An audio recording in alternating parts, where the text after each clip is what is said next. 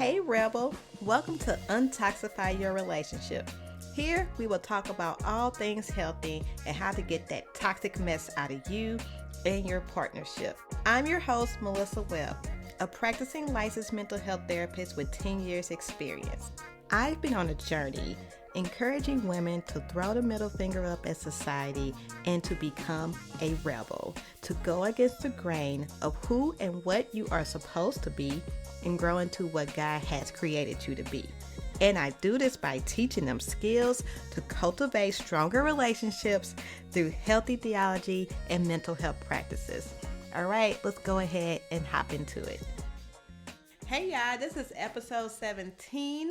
Welcome. And today we are going to talk about assertiveness. This is something that I, your girl Melissa, have struggled with growing up and in my teenage 20s and early 30s. I struggled with being direct with people in relationships, whether that was friendships with family members, and definitely especially in romantic relationships.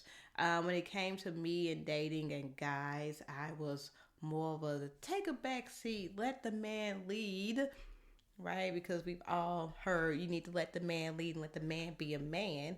However, if they're boys, they can't lead. Only men can lead, and I let boys lead in these relationships. However, I was more the, hey, if that's what you want to do, that's cool. If that's the restaurant you want to go to, that's cool. If things came up in my relationship, I remember, trying to bring them up, but doing it in a really backwards type of way, not really being direct. And I think for me, I know that came from trauma from previous relationships and me going through some things that I'd rather not mention right now on the pod. However, thank God for growth and therapy. Now I am more assertive. I am able to say, this is what I want, this is what I need, here are my boundaries, and moving forward and being great with being assertive. So the only way to effectively communicate is to be assertive. And I think when it comes to assertiveness, there is levels to it. You can be too assertive. I have been told that I am sometimes too assertive. It comes off as pushy or bossy or controlling. And I'm trying to find a happy medium with boldness and assertiveness, and bringing those two together and making sure that there is a good balance between both of them, and not being too bold or too assertive or just bold and just assertive. I want to have a happy medium with both, and that is where I'm at now in life. So today we're going to go over what is assertive communication. We're also going to go over the other three, which is aggressive communication, passive, and passive aggressive. Because baby, your girl was hella passive aggressive in the past. Still can be, but more passive aggressive growing up. I was sarcastic. I always got to come back that's me. And then we're also going to go over Esther. We're going to talk about my homegirl Esther in the Bible, and 3 ways how being assertive can show up in your relationship. All right, so let's go over the 4 types of communication. So the first one we're going to talk about is passive. And passive is not expressing feelings or needs, ignoring your own personal rights, and allowing others to do so, deferring to others for decision making in order to avoid tension or conflict. So an example of that is, I'm okay with whatever you want to do. That's my girl off of Coming to America. Whatever you like, and hopping up and down on one foot. That's passive. Literally just being like, I don't want no parts. You do everything and I just follow. Then we have passive aggressive. It appears passive on the surface, but subtly acts out in anger, exerting control over others by using sarcasm and indirect communication, or avoiding the conversation. So examples of this is giving the silent treatment, also called stonewalling, spreading rumors, and sabotaging another person's efforts. For me, I'm the queen of sarcasm. That's my toxic trait, being sarcastic at times. And I will definitely be very sarcastic in relationships, to the point to where people are like, okay, Melissa, you tripping, stop. And it's borderline mean because sometimes I can say a joke and I'm like, oh my God, I'm just joking. And my friends be like, that wasn't funny and that wasn't cool and I didn't like that. So with my friends, I had to learn like to bring it back and not to say everything that's on my mind because I got a lot of thoughts and not everything needs to be said. And that's wisdom right there. The other communication type is aggressive. That is expressing feelings, needs, and ideas at the expense of others, ignoring others' rights in order to get what you want, defensive or hostile when confronted with others. So, example of this is what we're going to do, or get over it. This is also defensiveness, right? Because when someone brings something up to you and you respond in defensiveness, you're actually attacking the other person. So being able to have that emotional intelligence and being able to not get flustered during a conversation, or if you are, being able to say, hey, at this moment, I'm being overwhelmed. I'm getting really angry. We need to stop this conversation before something else happens. And I think that's totally fine. But you have to be self-aware and also know your emotions in order to do that. And the last one, the one that we're going to talk about more in detail, is assertive communication. This is direct, honest communication of thoughts and feelings, respecting the feelings, ideas, and needs of others, while also asserting your own. So an example of assertive communication is using I statements like I feel, I will like, anything that starts with I need, being able to express yourself and not only just express yourself, but respecting feelings of others while also exerting your own. So it just can't be, well, I need this and I need this right now, and not really respect the other person's feelings, because the other person might say, well, I can't do that. So are you just going to push your agenda on them? No, that's being too assertive, right? And so being able to find that balance of asserting yourself and also including the other person in the conversation, so that way it's actually a conversation, not one-sided or dominant. So being assertive helps you to stand up for your point of view.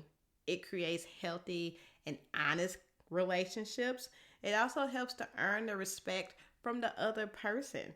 And it also improves your communication. So assertiveness is healthy communication because you're involving not only yourself, but the other person and their feelings and their thoughts and all of that. It's still asserting your own. So being able to find a healthy balance, like I said before, with asserting yourself and being bold. So here are 3 ways that assertiveness can show up in your relationship. The first one is boldness. So here's the story of Queen Esther.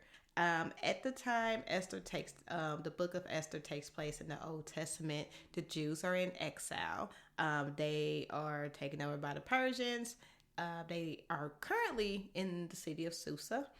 And the king, in the beginning, the king has this lavish feast and everybody's drunk and he wants to parade around his wife. At the time, it's Queen Vashti. Queen Vashti said no, she did not want to be paraded around in front of the drunks, and she was literally banished. And so now the king is looking for a new queen, and so basically he's going through all these women to see which one pleases him more, and Esther wins. And so Esther the Jew, she ends up becoming queen, but the king does not know that she is a Jew. So at the time, a decree went out from this guy named Haman. He's a complete butthole. But Haman put this decree out to basically have all the Jews killed. And so Mordecai, Esther's cousin, comes to her and basically pleads to her and say like, hey, we about to die because this jerk put out this decree. And he says, if you keep quiet at a time like this, deliverance and relief for the Jews will arise from some other place, but you and your relatives would die. Who knows if perhaps you were made queen for just such a time as this. That famous verse, right? That's Esther 4:14. But Esther knew that she had an issue. Esther couldn't go before the king because he hadn't summoned her. She knew that anyone who appeared before the king in his inner court without being invited was doomed to die unless the king held out his gold scepter. And the king has not called for her in 30 days. So Esther knew that she had to be assertive when going into the king's court, or else she was going to get her head chopped off. So first thing I see is Esther fasted and prayed for 3 days and asked her Jewish community to do the same. And I love this because she knew that she couldn't do this by herself. She needs community. So for those of you out there that's like, I don't need people. People ain't nothing. No, you do need people. You need community. This is why we have the church. The church is the body. We need to have community. God did not make the church to be just you. It's you and others. And you can go to people in times like this to help you through things that you are struggling with. So Esther fasted and prayed for 3 days, had the Jewish community do the same. Esther believed that she needed to lean on God to help her with her fear.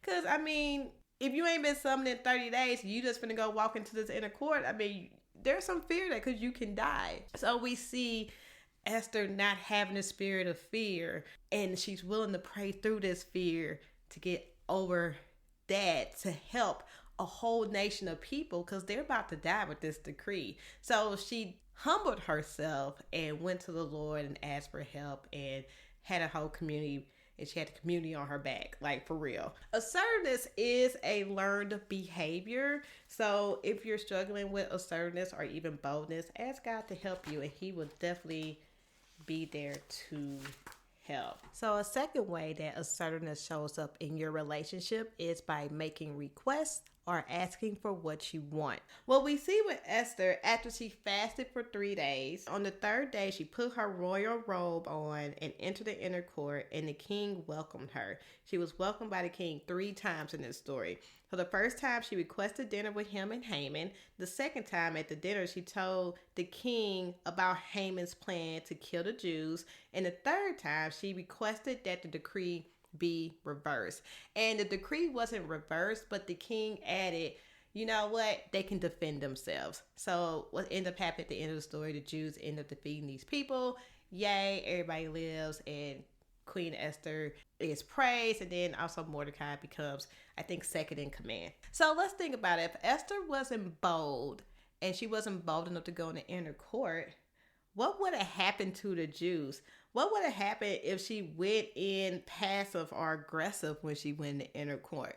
I don't think that her request would have been granted. What if she didn't fast and pray for 3 days before entering the court? Because sometimes you need to pray. You need to get prayed up before you start doing things.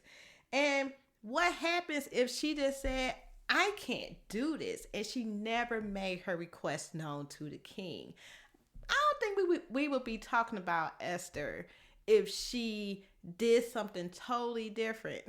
If she went in passive aggressive, or she didn't go in at all, I don't think we would be talking about Esther or the Jews. But because she was assertive, and because she submitted herself to God, and because she had a community behind her, I believe that helped her to go and talk to the king and get the job done in saving a whole nation. Because sometimes it's bigger than you. Sometimes what you're doing has nothing to do with you. It has something to do with saving a whole nation. That's a word for somebody. And the third thing we see in the story of Esther is refusing what you don't want. So being assertive is also saying no. I can't do that. No, I want to get paid for that. That's me. Like, no, I would love to do things for free. However, in this season of my life, I need to get paid. So what do we see in Esther? Someone refusing to do something. We see that with Queen Vashti. Again, in the beginning, there was a week-long feast, and the king got drunk and summoned the Queen Vashti. He wanted the nobles and other men to gaze at her beauty. When the king's order reached her, she refused to come. The queen was like, nah, I'm good. I don't want to be paraded in front of the drunk. So what do we see here? We see Queen Vashti defying the commands of the king. Her reasoning? She understood that she had the right to refuse being displayed in front of intoxicated men, even if one of them was the king himself.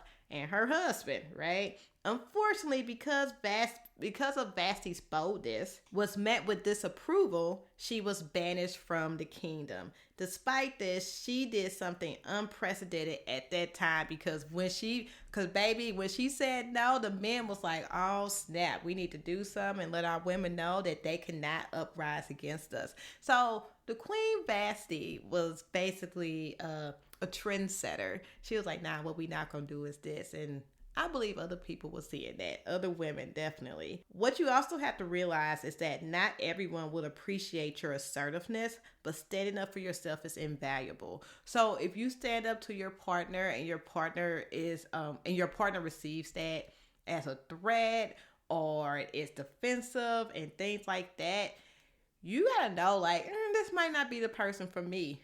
Because if I can express myself or if I can be bold and say how I feel and you gonna get a whole attitude, bruh, you might not be for me. And that's just real talk. And vice versa. If you're a man and your partner is a female and that happens, then yeah, that's not what we doing here. So just realize that it's okay to say no. It's okay to make requests. And it's okay to be bold when you're being assertive. And it's okay to be direct with your communication. Really short episode this week, partly because I had an ear infection and a sore throat this week. And yeah, I was on the sick and shut-in list. And so didn't have time to really put something together that was real intricate. But I wanted to get you all something because next week is Christmas Eve. And I'm skipping next week because next week is Christmas Eve. So you will definitely get new episodes dropping on New Year's Eve and so on. So I want to start this new series. I sound like a preacher talking about new series. I want to start this new series in January about dating and what that looks like since we're going into a new year. I know people like new year, new me, new man. And so I want to get you all prepared for dating season because cuffing season will end and you will be out here in these streets trying to find you a boo. So that is next week. We're off. We're coming back New Year's Eve. And we're going to start strong with talking about dating. So thank you all for listening. Those of you that continue to listen and download and share and like my posts and share my posts, I definitely appreciate it. 2023 has been a really strange year. However, I'm looking forward to 2024. Go ahead, again, like, subscribe, share with everybody, your mama, your uncle, and cousin and them. I hope you all have a great Christmas. And happy New Year and happy holidays, happy Kwanzaa, happy all the things. And I will see you next time. Peace. Thank you for listening. Go ahead and share this episode with your family and friends. Don't forget to take the quiz on my website to figure out which Beyonce song matches your toxic trait. Go ahead and check it out at the-revolution.com. That's THE-REBELUTION.com. Thanks and see you next time.